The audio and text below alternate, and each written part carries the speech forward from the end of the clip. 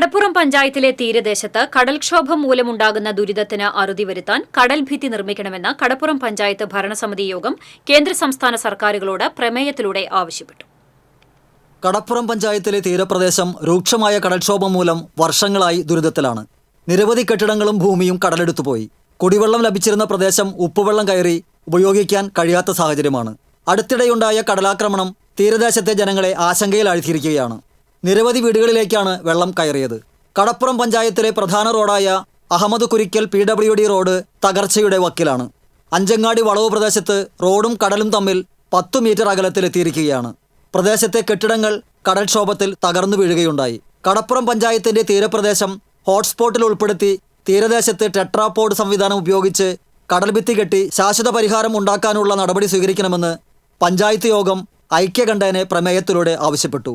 Panchayat president Saliha Shoukath അധ്യക്ഷത വഹിച്ചു. Vice president Kanchana Mookkan, വിവിധ സ്റ്റാൻഡിംഗ് കമ്മിറ്റി ചെയർമാൻമാരായ ഹസീന താജുദ്ദീൻ, VP മൻസൂർ, ശുഭ ജയൻ തുടങ്ങിയവർ സംസാരിച്ചു. TCV news, Chavakkad.